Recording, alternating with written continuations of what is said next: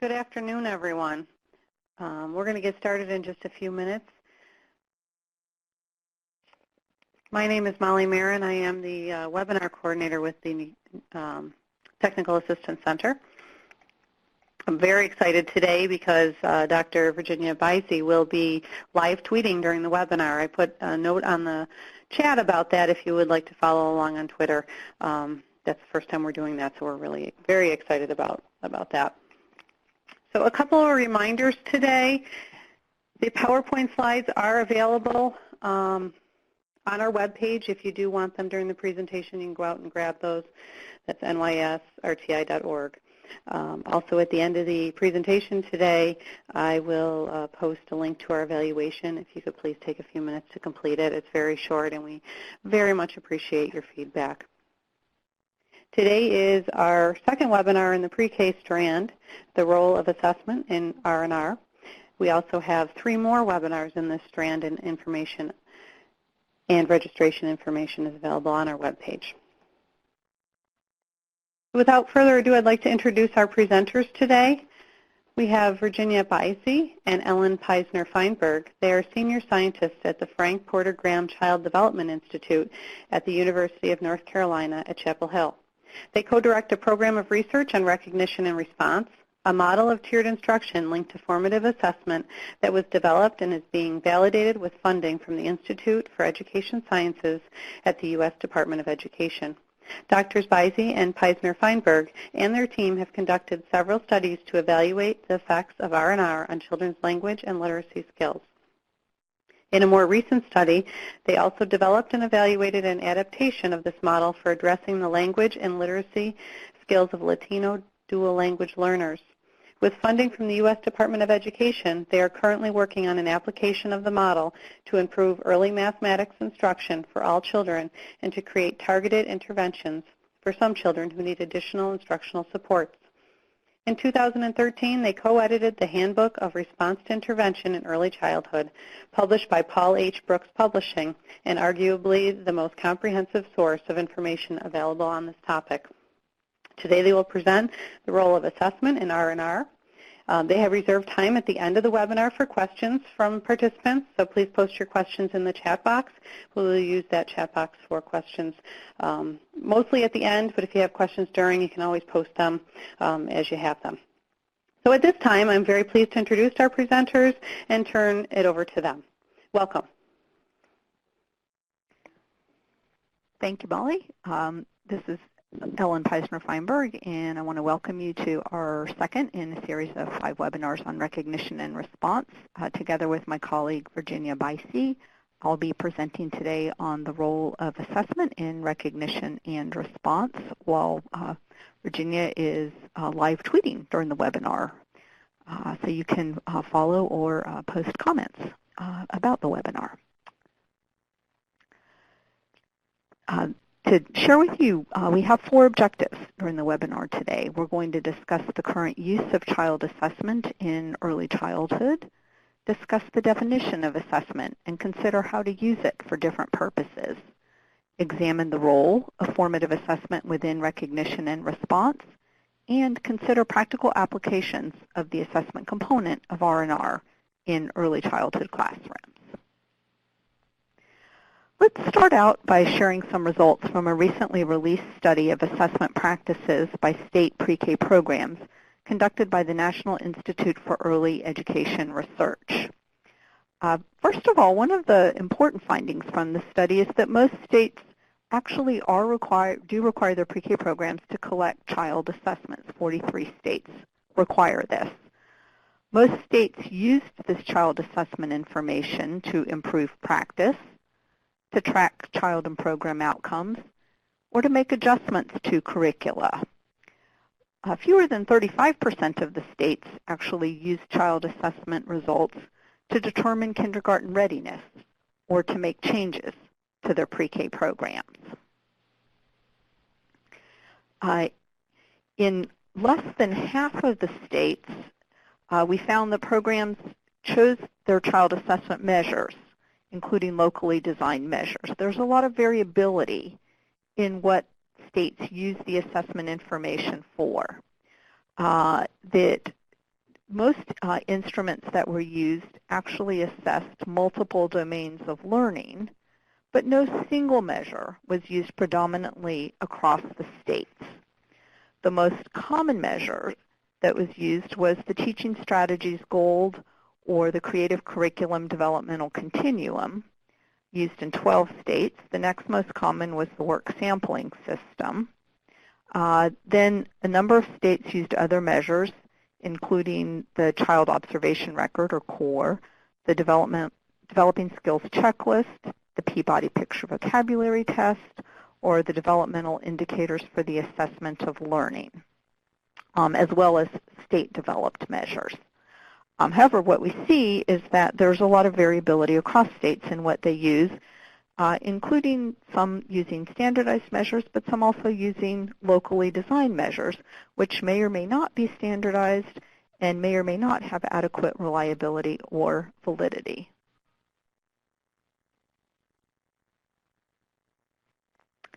Of the 9 states that used Teaching Strategies Gold, the most commonly developed measure, even across this, the purposes for which these results were used varied greatly across the states. All of them used it in some form for professional development. Many of them used it to track child or program level outcomes. Several used it to make adjustments to curricula, and a few even used it to make program funding decisions. In addition, other states also used it for things like evaluating teacher performance, measuring kindergarten readiness, identifying programs for sanctions, or even making changes to state policy. So, what does this tell us overall about the state of assessment practices in pre-K in this country? Well, there's good news and there's bad news. The good news: most states are gathering child assessment data. That's good news. On the other hand, there's no broad consensus on which measures should be used in early childhood programs. We saw that there's a lot of variability across states in what measures they're using, and even the most commonly used measure was used by fewer than a quarter of the states. Good news. Well, most states are using a systematic approach to assessment, and some states are even using standardized measures, meaning that there's not only a systematic approach, but that the measures themselves have been tested so that we know that they're reliable and valid. The bad news, on the other hand, that there is often a mismatch between the types of tools that are being used and the stated purposes of child assessment. For example, we find things like states using diagnostic screeners, curriculum-based assessments, or rating scales to do things like determine program effectiveness, track child outcomes, or make adjustments to curricula. We even see sometimes the potential misuse of child assessment results, with things like taking corrective action against programs based on the results of child assessment data. That's an overall look at what's happening across the states. Let's take a fresh look at assessment. Let's start out with the definition. What is child assessment? What do we mean by this?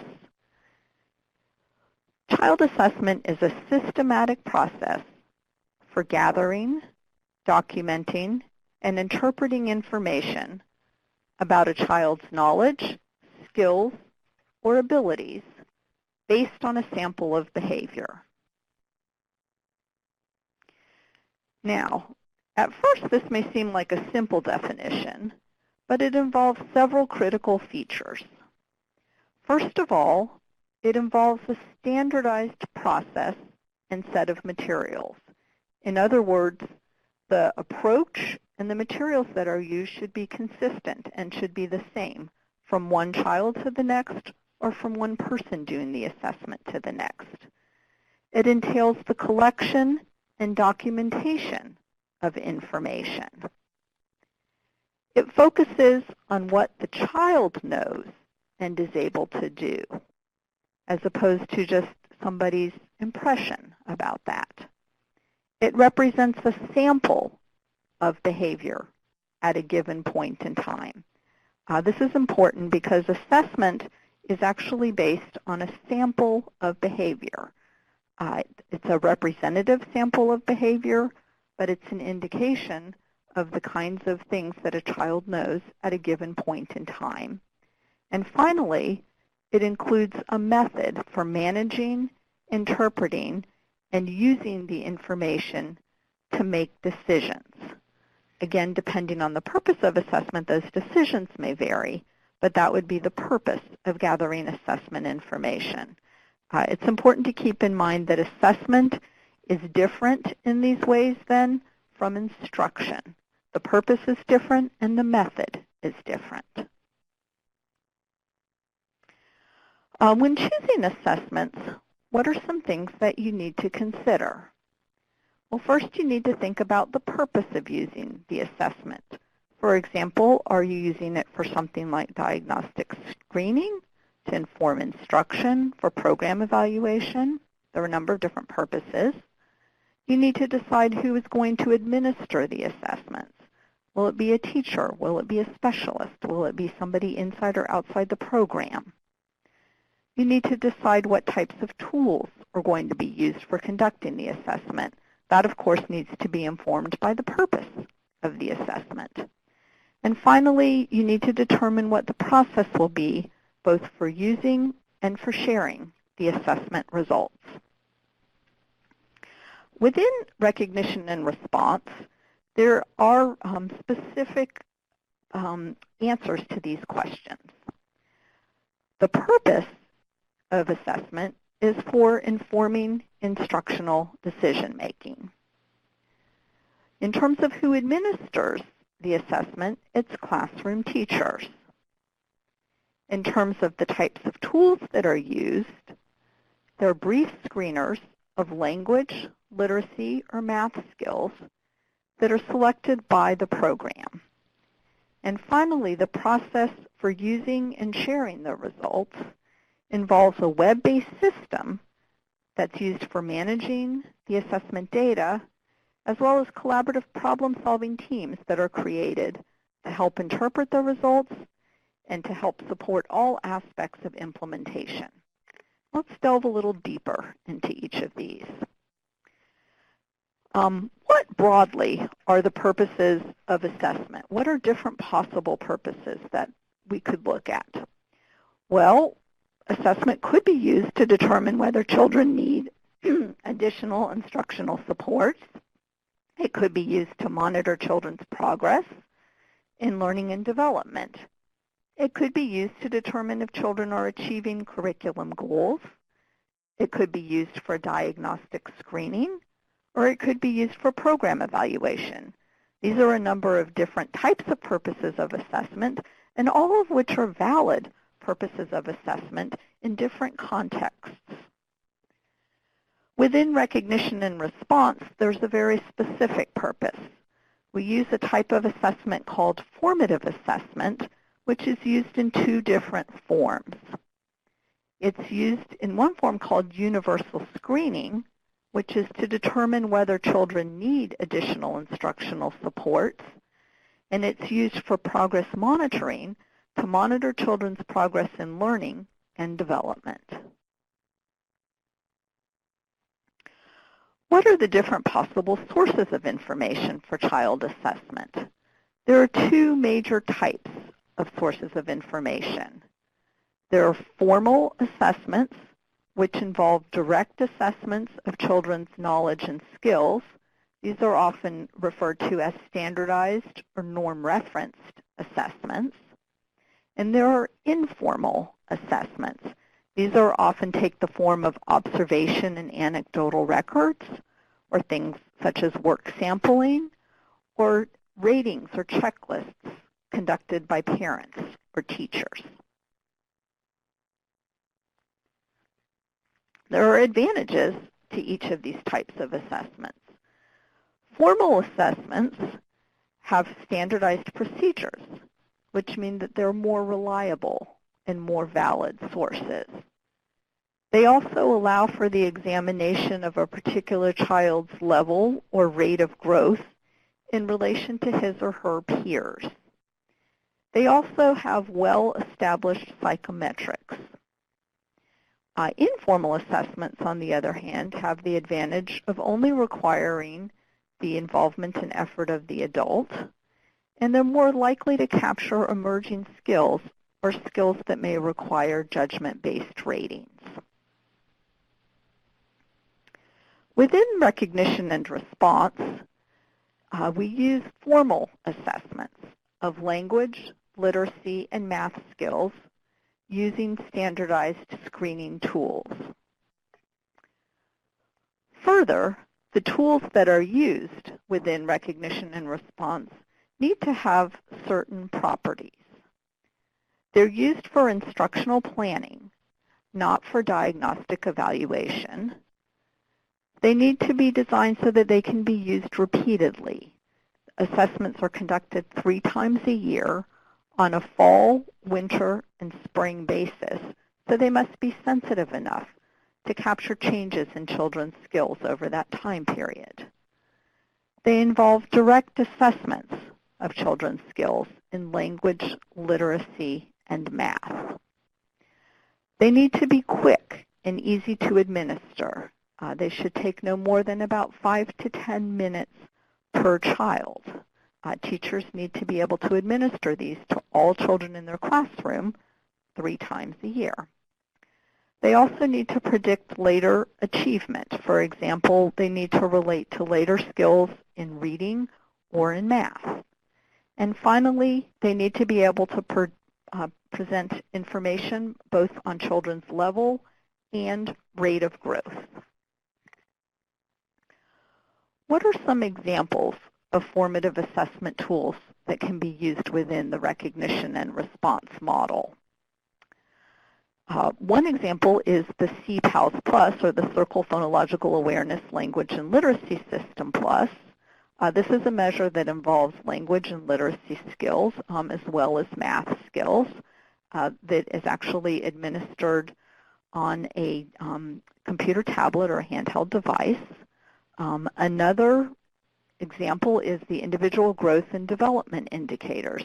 This also involves a web-based system for recording results.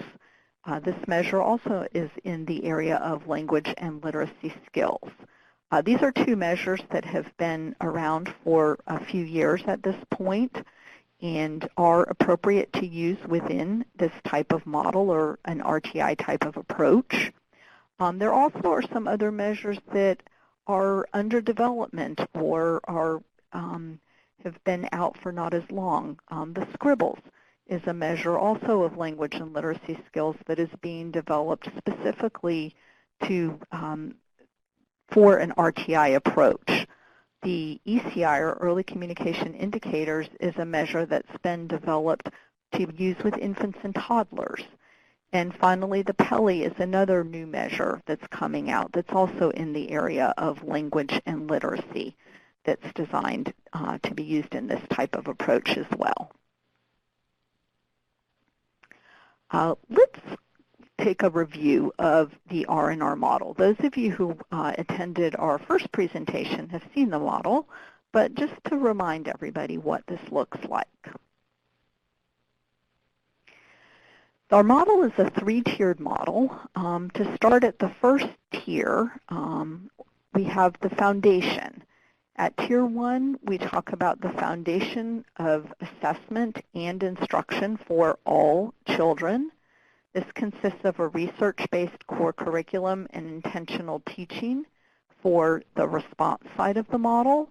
And for the recognition side, we have formative assessment, which consists of universal screening for all children.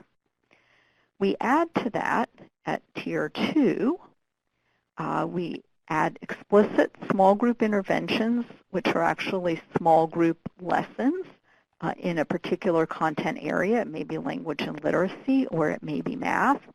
along with embedded learning activities and continued formative assessment for progress monitoring for some children who are determined to need these additional small group lessons at Tier 2. Along with these children continue to get Tier 1, the foundational instruction as well. And then we add, in addition at that model, at Tier 3, for a few children who are determined on the basis of formative assessment to still be not making adequate progress, we add individualized scaffolding strategies. These are things like modeling or prompting or peer supports. We add those in addition to the small group lessons at Tier 2, along with the foundational instruction at Tier 1. The model is supported by a collaborative problem-solving process which helps teachers interpret the assessment results and supports other aspects of implementation. What questions are addressed then in terms of assessment within the R&R model? Well, at Tier 1, the primary question is, do most children meet screening criteria? Which children need the targeted interventions? We look at the assessment results that were conducted on all children and then interpret those results to try to determine which children might need the additional supports within Tier 2. Based on those results then, for Tier 2, the question is how well are those Tier 2 interventions working for some children who need additional supports. So this is the progress monitoring aspect where we follow the formative assessment results and determine whether adjustments are needed to the interventions. Are children performing well with the Tier 2 supports? Do they need additional supports of Tier 3? Do they need continued support of Tier 2? That's the question that's asked of the formative assessment results at Tier 2. At Tier 3, the question is how well are the Tier 3 interventions working for a few children who need more individualized and intensive supports? Again, it's similar to the question asked at Tier 2.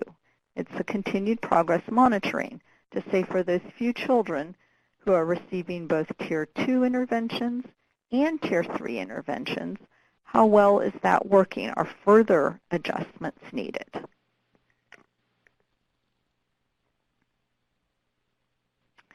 How does formative assessment work within R&R?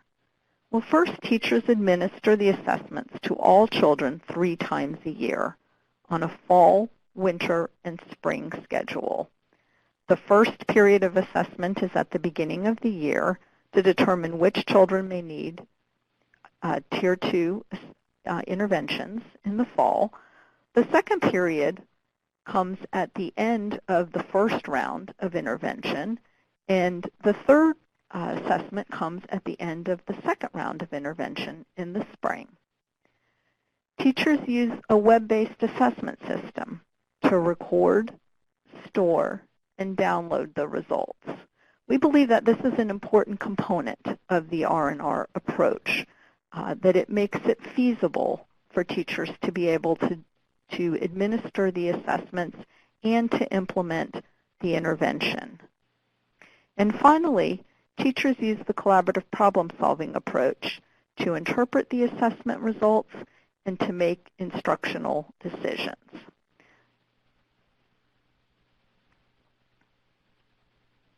What does formative assessment look like in R&R? We're going to show you a video example now of what this looks like using the CPALS Plus language and literacy skills. This is actually an example of teachers administering the assessment, and you will see a real example now. Okay, we're going to look at some letters and see if you know them. It is okay to guess if you don't know. Some are uppercase and some are lowercase. Let's see how many you can name. Are you ready?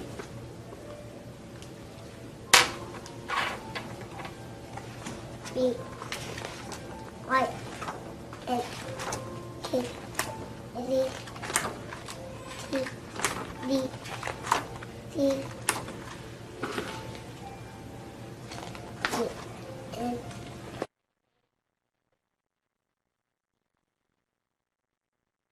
My dog runs fast. My dog runs fast. My dog runs fast. Good job. Next. Mother reads to me.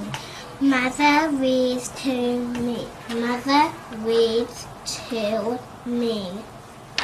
Oh my God, I have an extra one, the big long one. Are you ready for this? Challenging one? I swim every morning for fun. I swim every morning for fun. Okay, move them back. Let's go to the next big one. It's a big sentence.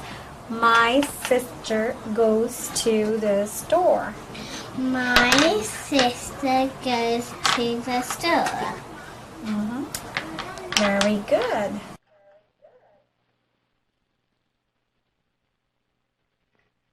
Ball. Ball. Wagon. Wagon. Hat. Hat. Water. Water. Candy. Candy. Banana. Banana.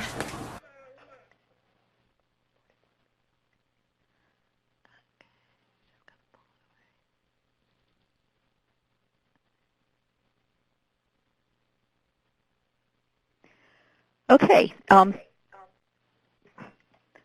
that was an example of what it looks like to actually administer a formative assessment in the R&R model. A couple of things to show you in terms of what that looked like are that you notice that the teacher was administering the information on, in this case it was a handheld device. We've actually moved now to computer tablets. You can see how quick and easy it was for the teacher to administer that assessment, and you'll notice that the children seemed to really enjoy the process, that it actually seemed almost like a game to them, but it actually was an assessment process. It wasn't an instructional activity. It wasn't actually a game. It actually was a very systematic, standardized assessment, and it would have looked exactly the same. The process would be the same. The questions would be the same. The whole process would look exactly the same regardless of who was administering it and regardless of which child was engaging in the assessment process. Now I'd like to introduce you to Marissa. Marissa is the lead teacher in a public pre-kindergarten classroom with 18 children enrolled. Last year, Marissa's program adopted the recognition and response system. Prior to implementing R&R, the entire program staff attended a series of planning meetings and participated in intensive professional development that addressed the key components of R&R. The assessment or recognition component, which involved universal screening and progress monitoring, the instruction or response component, which involved a core curriculum, intentional teaching, and targeted interventions, and a process for collaborative problem solving and decision making. This year, as part of R&R, Marissa is planning to administer the language and literacy screening assessments to all children in accordance with the recommended fall, winter, and spring schedule.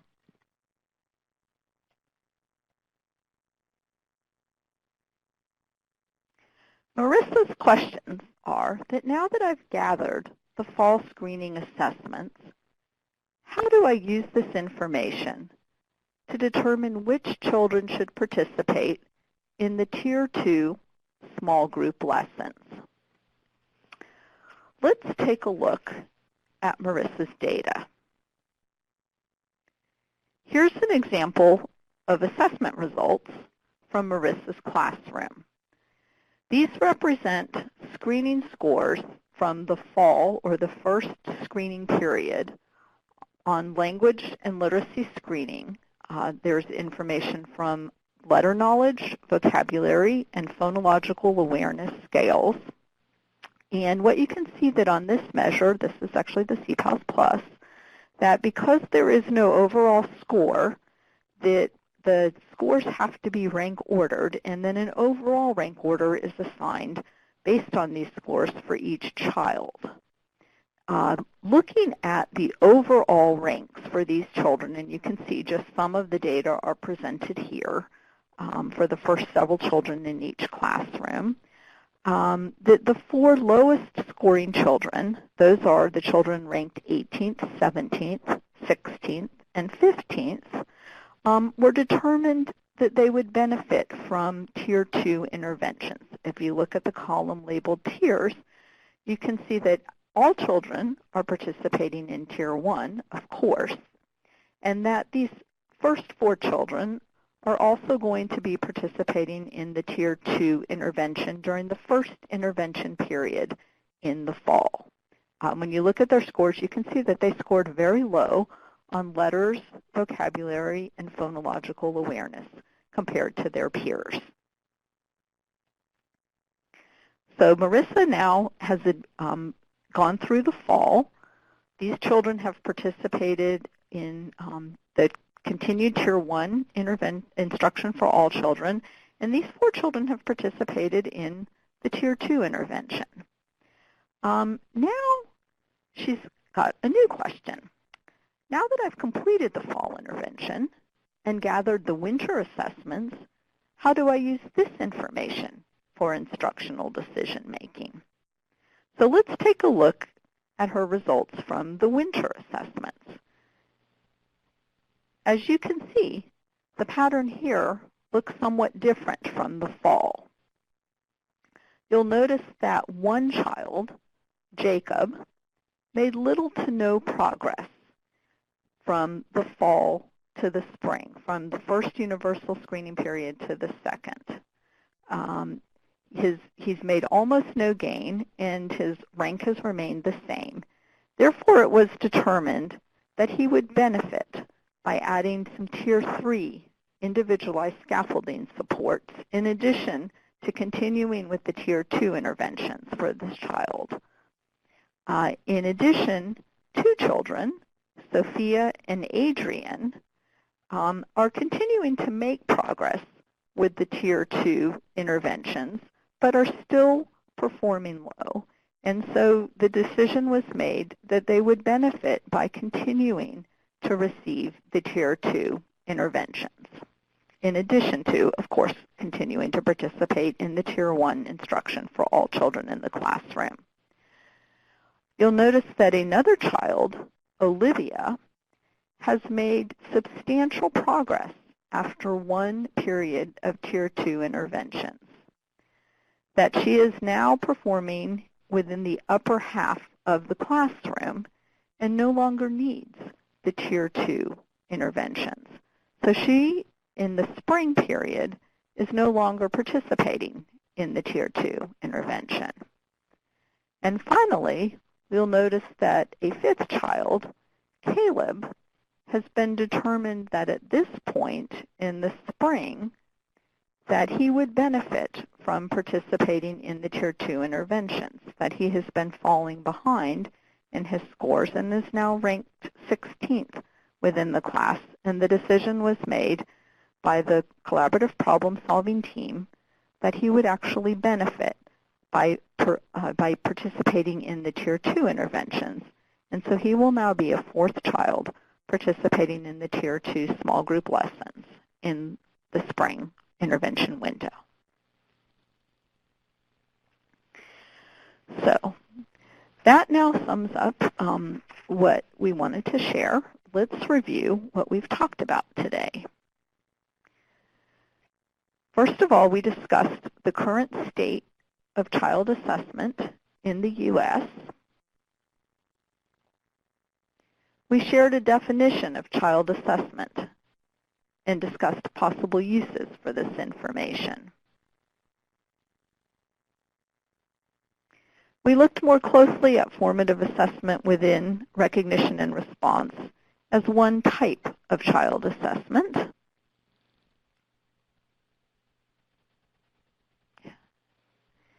And we shared examples of what formative assessment looks like in practice. What are some key things that we'd like you to remember about the use of assessment within recognition and response? Well, first, that formative assessment within recognition and response is used for making instructional decisions. Programs need to determine the specific screening tools. This is not something that usually a classroom can implement on their own, but this is really something that needs to be a program-wide decision. Teachers screen all children on a fall, winter, and spring schedule for universal screening and progress monitoring, and it coincides with the intervention schedule of the Tier 2 and Tier 3 interventions.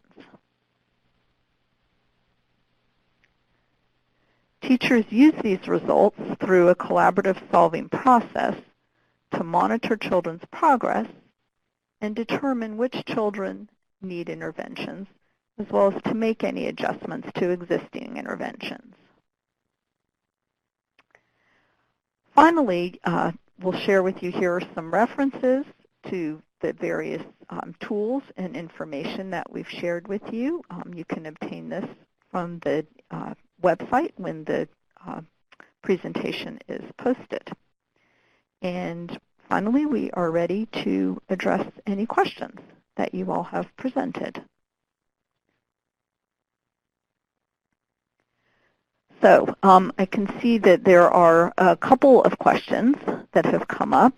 The first question is asking about the thoughts about ages and stages. And again, I'll say that in terms of the assessment properties with regard to something like the types of assessments that are needed for recognition and response, this particular measure would not meet the characteristics that are needed for that. It is really based more on a rating for recognition and response. What you really need to have is a direct assessment of children's skills at a given point in time, so it needs to be a direct, formal, standardized assessment of language and literacy skills or math skills. It needs to be in a particular content area that's closely linked to the areas that are focused on in terms of the instruction and intervention areas.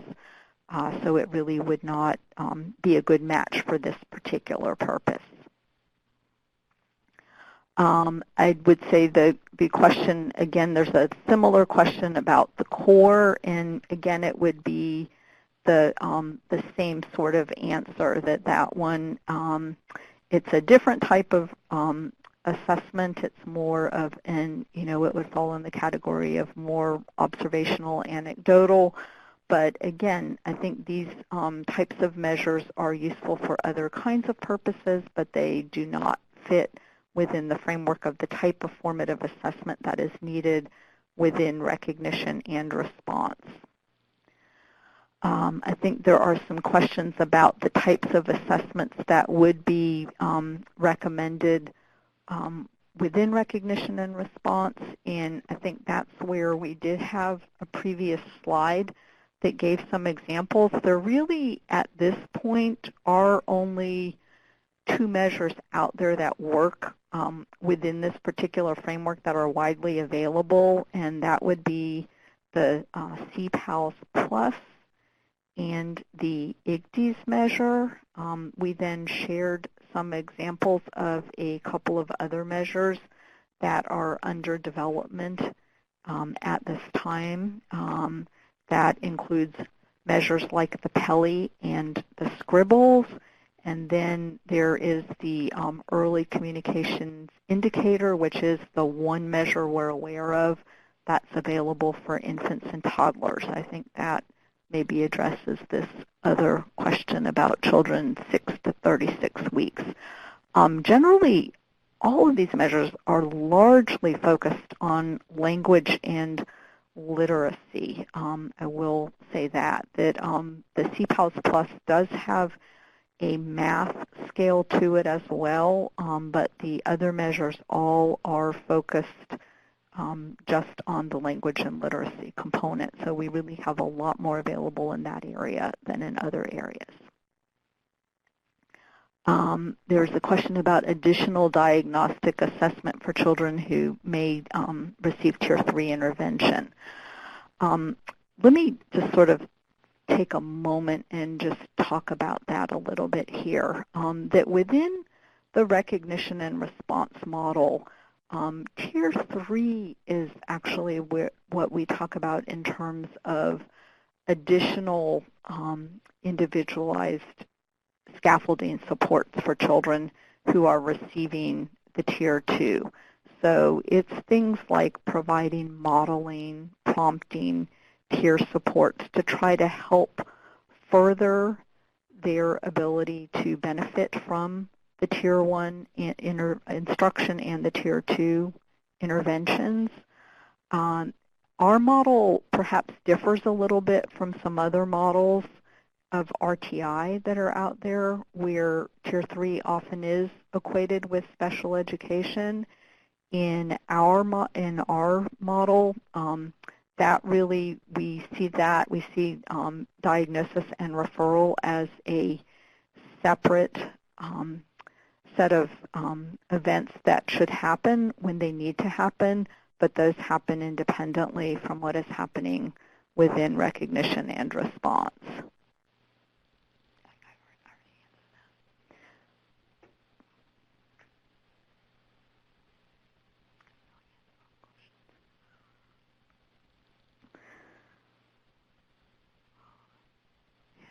I think we see a couple other people are typing, so we'll wait just a moment and see if some more questions are coming up. Yes, or feel free to tweet your questions as well.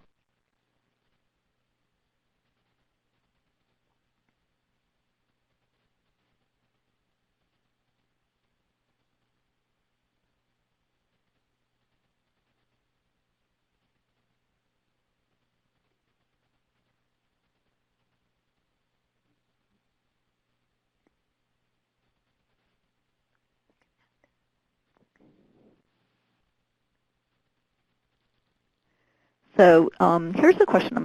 This is a complicated question, so I'm going to just read it out loud and then try to respond to this, which is, I understand the purpose of a child needing to be placed in Tier 1, Tier 2, and Tier 3. However, how do you find enough time in the day to make that work, require after school? That's a good question. I think that's often, an important question that teachers often have when they first hear about such an approach. What we have found is we've been working with teachers is once they learn how this model works, I think often that that fear goes away. I'll say that. The way we do this is, first of all, to understand Tier 1 is what you're already doing in the classroom. That is the core instruction that's already happening in the classroom. Hopefully, it's that there's already a core curriculum and intentional teaching in place within the classroom. If not, that would be a place for a program to start and make sure that that good foundation is already in place. The Tier 2, the way to think about that is that in terms of, we've got, we're talking here, I guess, both about the assessment piece and the instruction and intervention piece. In terms of these assessments, like I had said, these are very, very brief assessments that the teachers do. It takes usually 5 to 10 minutes per child to do them. They can usually get through the whole class in anywhere from a couple of days to a week, depending on how much they choose to spread it out or do it all together. So it really doesn't take them very long to do the assessments on the children. They do it on a computerized assessment, so the information is actually administered. They use the computer tablet to gather the information so it's all right there. They don't have to do anything in terms of transferring data or entering it, anywhere else. So that makes the process very easy. There's a web-based system for them to then download the information and use it to be able to chart the results and look at the information and share that with the collaborative problem-solving team. In terms of the Tier 2 and Tier 3 interventions, the way that works is we talk about there are about 10 to 15-minute a day small group lessons over an 8 to 10-week period in both a fall and a spring window.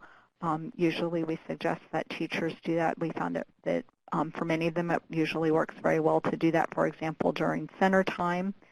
When, for example, an assistant teacher might be supervising the rest of the children in centers or things like that. So it really is not something that takes a whole lot of time out of their day. We'll share more with you in the subsequent webinars about exactly how all of that works. And I'm going to let my colleague Virginia add to that. Hi, this is Virginia Bicey. I've been busy tweeting, and so my fingers are really hot from all this tweeting, but I wanted to just add a little bit to what my colleague Ellen just said. When we go into early childhood classrooms, we see a lot of assessment going on. Teachers, and we have a lot of sympathy for teachers who are being asked to really do a lot of assessment. But when we ask teachers what they're doing with that assessment, with the results, oftentimes we don't get a very clear answer. And I don't think that's, because teachers, aren't being mindful about it. I think oftentimes they really aren't given a lot of direction or guidance about how to use that information. So I think, first of all, I just want to recognize that teachers are very busy. In their classrooms, they have a lot to do, and a lot of demands are being placed on them. So the last thing we want to do in our model is place an additional demand in terms of one more assessment. So we're very mindful of that. And we would just say that the assessments that we introduce teachers to seem to be very helpful to them. And as Ellen said, it's often very surprising how helpful it is to be able to, at the beginning of the year and 2 time points beyond that throughout the year, look at how everybody's doing in some key areas, like language and literacy and math, for example, and some just very basic key concepts that you want every child to learn by the end of the year, and just have a sense of how everybody's doing, because oftentimes teachers know their children well, and they can intuit much of this, and they can base it on their more informal observations and so forth. So we're very cognizant of the fact that teachers are busy, and so we have purposely selected tools that we think are brief, easy to administer, as Ellen mentioned. And I just wanted to share with you just this notion that in early childhood we think we really need to do more work in terms of thinking about this whole area of assessment. Why are we gathering information? How are we using it? And maybe we need to start streamlining it a little bit and making sure that we're gathering information for a valid purpose and using it for the intended purpose and so forth. So we often start with just asking people to do a quick inventory. What are you gathering? How are you using it? And kind of create a bigger, sort of assessment plan, a bigger picture. And then think about within that, how can you add a very quick screener that you can use to make some very important decisions about how to improve your instruction and to target it, the intensity of that instruction to children who need it most. Okay? I think we've got maybe another question that's come in. I'm going to hand the phone back to Ellen.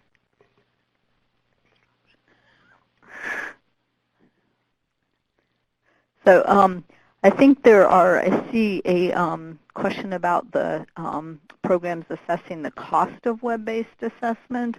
And yeah, I think that's obviously a decision that a program would have to make in terms of what kinds of resources they have. And I'm not sure that's something we can really address for you. Again, the programs we've worked with we've worked with some programs who've made the decision that that was something worthwhile. Certainly many programs do that with older children.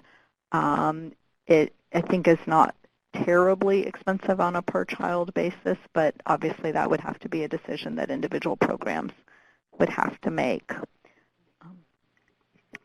Virginia, again, I'm just going to add to what Ellen just said. I think the initial investment is in hardware.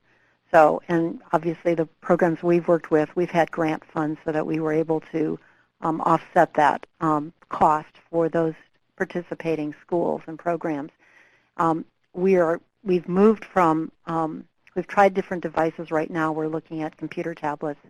And those, obviously there's a cost to that if you're going to invest in a iPad or some other type of computer tablet. They now have the mini tablets, as you know, and those are less expensive. I can tell you where the technology is going, and I think and soon we will have mobile applications that people will use on their phones.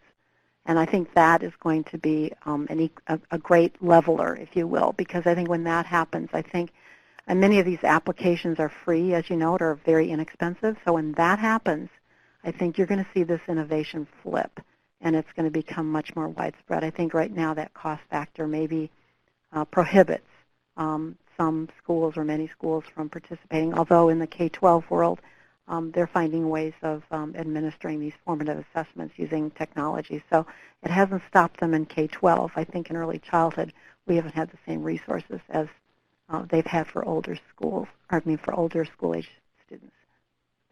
I'm going to pass the phone back to Ellen.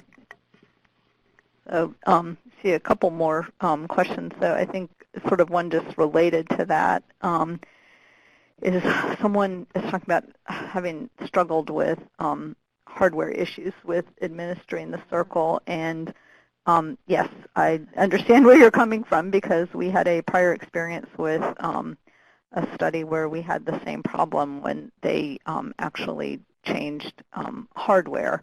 We are actually working with a vendor to develop an application for a computer tablet, and our understanding is that that's actually for our research, but our understanding is that the developer of the measure, Susan Landry, is working on the same thing to make that publicly available as well. I don't know exactly where they are in terms of their development with that, but I do think that is coming, and so hopefully that problem should be resolved soon. And I think, as Virginia said, I think everything's moving in a different direction.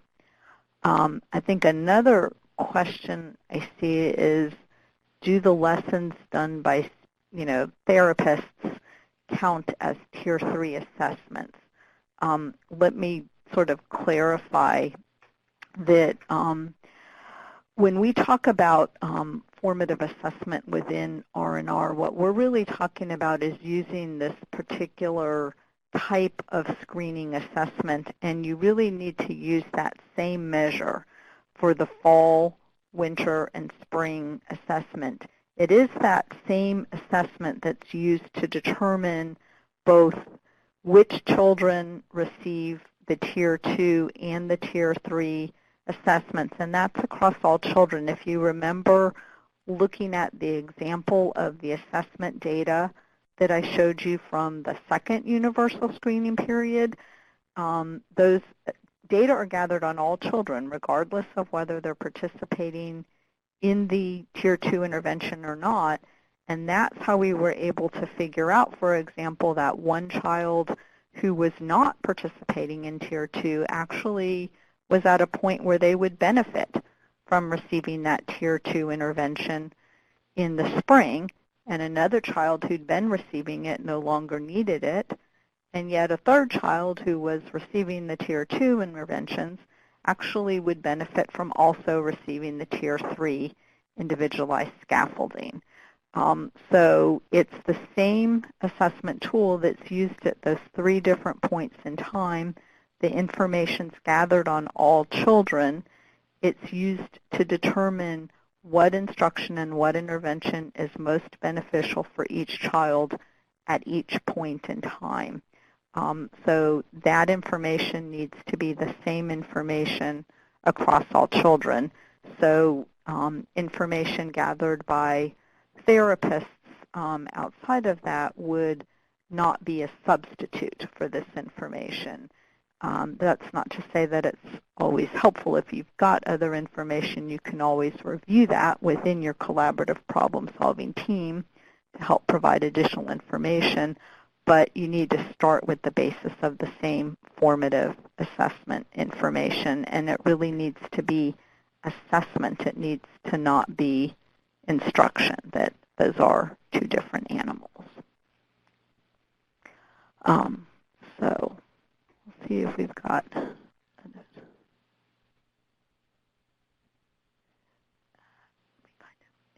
yeah, I think, and just to sort of say, I think we've kind of indirectly addressed this issue a couple of times, but just to be clear, I think there was a question about whether we would recommend using other data sources and to inform or confirm eligibility for the different tiers. And I think this, both ties in with the point Virginia was making earlier. I think, first of all, we'd say the first thing we'd recommend is to really consider what information you're gathering and why, and whether you really can make use of the various sources of information that you have. But I think the second point we'd say is that when you do have other useful sources of information, it's always helpful to have that other information within the collaborative problem-solving process, but that, again, the basis of the decision needs to be the formative assessment data, that you need to have a consistent and reliable source of information that's the same across all children. But once that's used for making the decisions, that this other information can also be used to help further inform these decisions.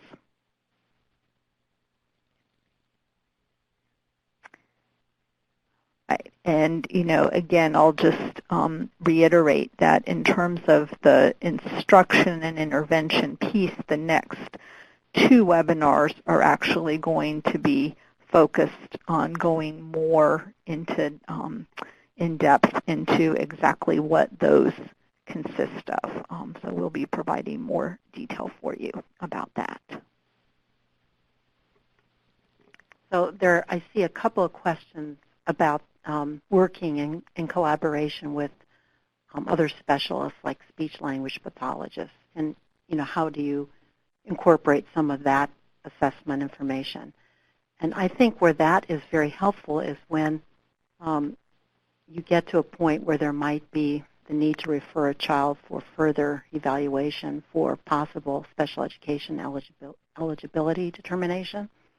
And we haven't talked about that in this presentation, and we don't generally talk about that within our model, but we see recognition and response really complementing, the current sort of referral system that's already in place through IDEA, as opposed to how it works with school-age children, which is it can really sort of substitute for what was previously used to determine eligibility for a child to receive special education because of a specific learning disability. So we don't really talk about using R&R that way in pre-K. It's really meant to focus more on helping early childhood educators and their collaborators to really improve instruction for all children and to help them target their instructional interventions within the classroom context. But I think when you start talking about bringing in other assessment information that other specialists gather, then you're really beginning to move into the realm of diagnostic evaluation. And I think that there is a time and place for that. But as I said, it really is thinking about how recognition and response can support the current special education system that's already in place. So I hope that addresses that question. And we have a little more time if there are more questions. Feel free to type them in. I didn't get any tweets from anybody. Somebody's typing, Ellen said, so we're going to wait for a minute and see if we get another question or comment. We're really at a disadvantage, as I said last week, because we can't see you, we can't hear you, we can't see your body language, and so, you could be, all sitting there very frustrated right now. We can't tell that, so it's very frustrating for us. But we would very much like to be there in person so that we can actually have a conversation. Okay, a question just popped in. Let me see if I can read that question. So do you see this model being able to help staff and or administration in a therapeutic preschool? And, I'm not sure exactly what the therapeutic preschool model is that you're referring to, but I'm guessing it might be one that focuses on children's social emotional behavior, challenging behaviors, and so forth. At least that's what I'm familiar with in terms of how it works here in North Carolina. And so I think if you're talking about children's behaviors or their social emotional development and whether or not a tiered approach could work in that particular context, I mean, our answer would be yes. And, there are models out there that specifically focus on how this would work in that particular context. But I'm not sure that's exactly what you mean here. It is? Okay.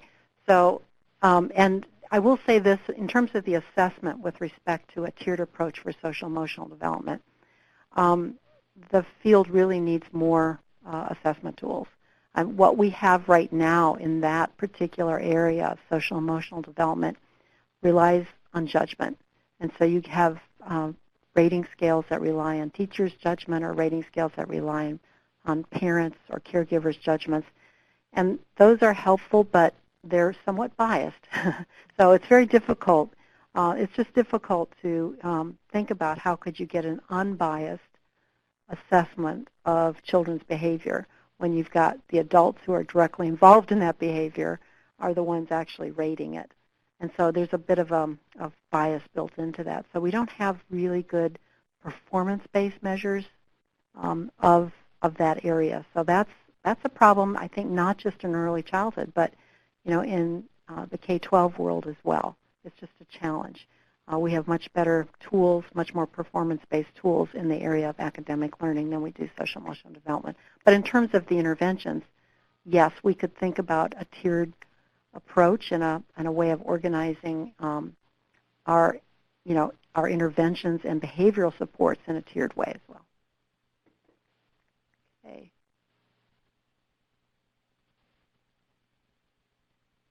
Okay. So it seems like we did answer that question from Marie. Thank you.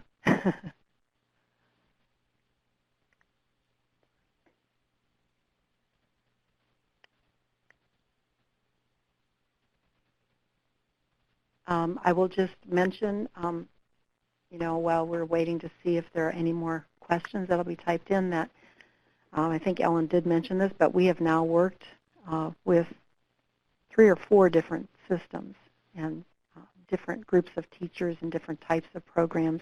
We've been in Head Start, child care, and public school programs. So we've got quite a bit of experience, and I will say that in every one of those contexts, introducing formative assessments to teachers who haven't previously used them has been a very good experience, both for us and for them, and a very happy experience. And I think there's some skepticism in the beginning about how this is going to work and will teachers have enough time.